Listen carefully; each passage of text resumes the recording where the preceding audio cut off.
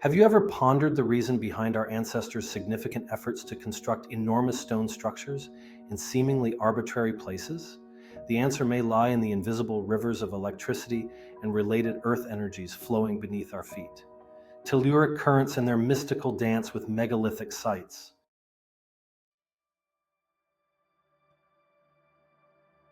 The Earth's hidden pulse.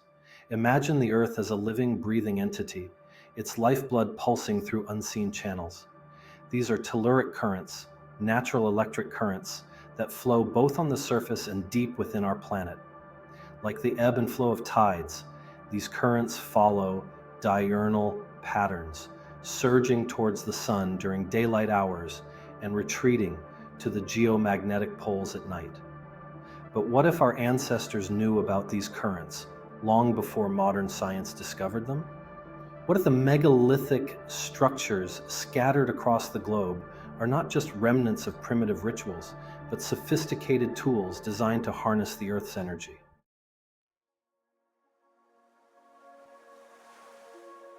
Megaliths. Ancient science. When we think of megaliths, we often picture Stonehenge or the enigmatic statues of Easter Island. But these ancient structures are far more than just impressive feats of engineering.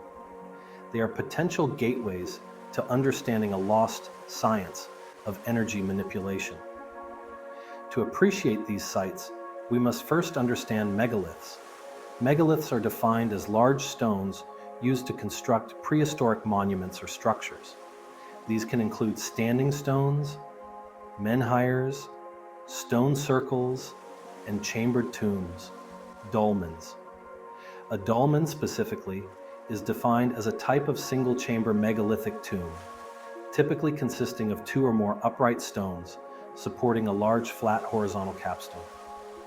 Author Freddy Silva states that the ancient megalithic sites are not just historical artifacts, but living, breathing energy centers that continue to influence the world around them. Studies over the last century have shown that many megalithic sites interact with telluric currents in fascinating ways. At Avebury, for instance, researchers discovered that the circular ditches surrounding the site act as natural conductors, concentrating telluric currents and amplifying their energy within the stone circle.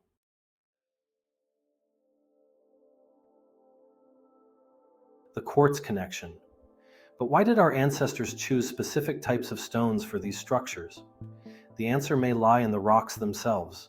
Many megaliths are rich in quartz and magnetite, materials known for their unique electromagnetic properties. These stones can generate electricity when subjected to pressure or vibrations, a phenomenon known as the Piezoelectric effect. Even more intriguing is the fact that many megalithic sites feature stones that were quarried from sites many miles away, indicating that the ancient megalithic builders went to great lengths to obtain precisely the right kind of stones for their structures. Picture a megalith as a giant natural battery, constantly charging and discharging in rhythm with the Earth's energetic pulse. This image isn't far from the findings of Mereux, a 19th century electrical engineer who studied the megalithic sites at Carnac in France.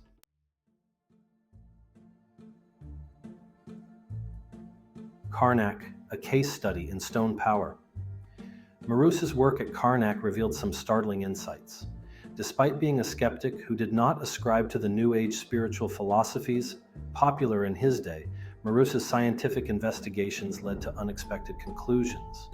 He analyzed the voltage and magnetic variations of the megalithic stones at Carnac and found them to be associated with electrical induction.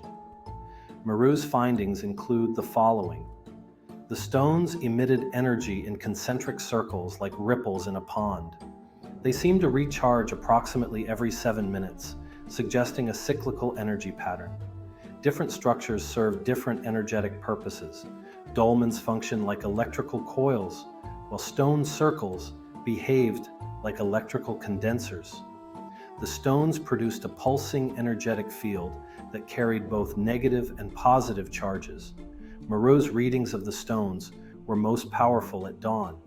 The quartz found in these stones made them especially suitable for generating these varied currents. Interestingly, the ancient builders deliberately chose to quarry the quartz-containing stones at Carnac from a site 60 miles away.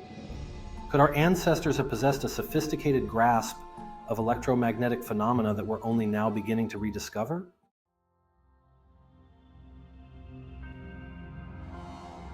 The Brittany Connection.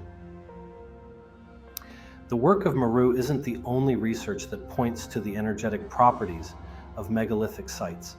Two French archaeologists, Mereux and Dayot, studied ancient megalithic sites and discovered that telluric currents connected them. They explored many different megaliths, but one megalithic site they studied extensively was in the Brittany region of northern France. This site, which includes the village of Carnac, is a repository of more than 40,000 megaliths and related structures.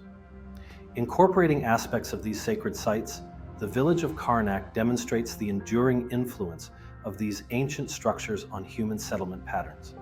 Mereux and Dayot's research suggests that the ancient megalithic builders chose the Carnac site because it was a particularly intense concentration of magnetic energy emanating from the earth. The location choice and the specific materials used in construction indicate a deliberate attempt to harness and amplify natural earth energies.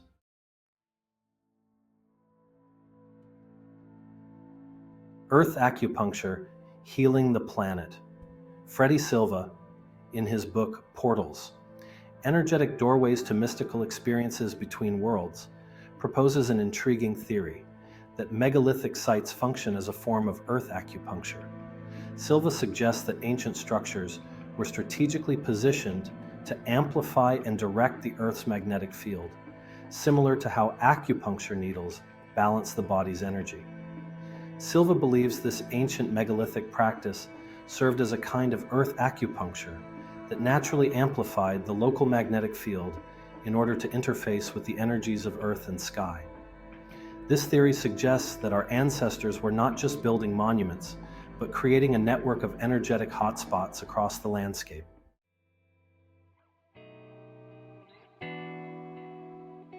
The Dowsing Connection. Maria Wheatley's insights.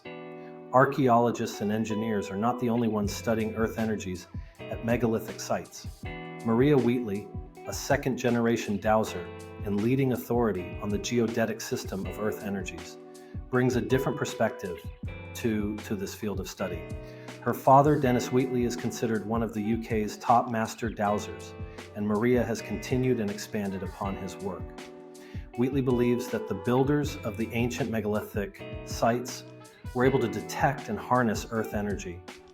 Maria Wheatley, along with colleagues Rodney Hale and Busty Taylor, used highly sensitive electromagnetic detection instruments, as well as dowsing, to investigate the possible existence of earth energies and lines of force at megalithic sites. Their research aimed to validate what dowsers have reported for decades, that the standing stones of megalithic sites emit an energy associated with natural earth energies. It's important to note that not all dowsing is the same. Various types of dowsing exist, with some demonstrating greater accuracy than others, contingent on the subject and purpose of the dowsing. Dowsing, in its most basic form, uses the human body to enter into resonance with various energies for detection.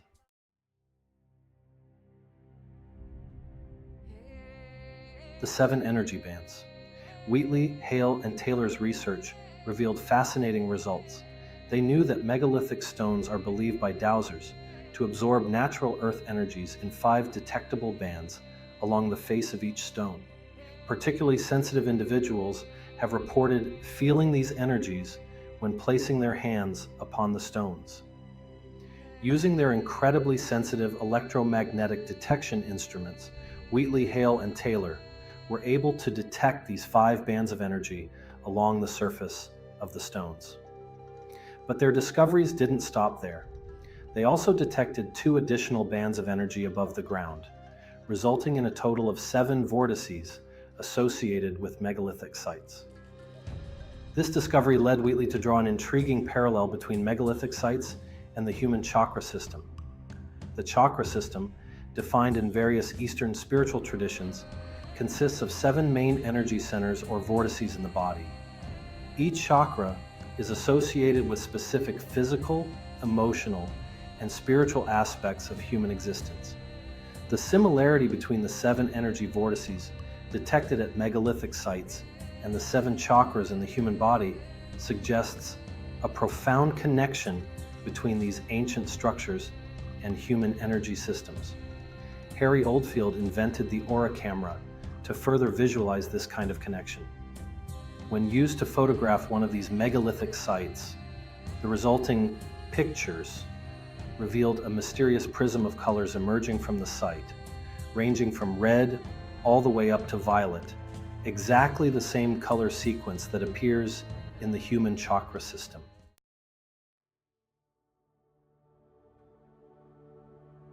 The human connection. But what does all this mean for us? If megalithic sites truly interact with Earth's energy in these profound ways, how might they influence human consciousness and well-being? Many researchers believe that exposure to these energized sites can have tangible effects on human health and consciousness. Some report feelings of heightened awareness, spiritual experiences, or even physical healing when spending time in these ancient places. Freddy Silva explores this concept further. He suggests that these sites serve as gateways to altered states of consciousness, allowing individuals to connect with higher realms or dimensions. The amplification of natural magnetic fields at these locations could potentially facilitate these mystical experiences. We must reevaluate our assumptions about ancient knowledge as we explore the mysteries of telluric currents and megalithic sites. Perhaps our ancestors weren't simply superstitious stone stackers, but sophisticated engineers of energy, working in harmony with the Earth's natural forces. The work of researchers like Mereux, Diot, Silva, and Wheatley challenges us to approach these ancient sites with fresh eyes and open minds. Their findings suggest that megalithic structures may have served multiple purposes as astronomical observatories, ceremonial centers, and perhaps most intriguingly, as tools for manipulating Earth's natural energies.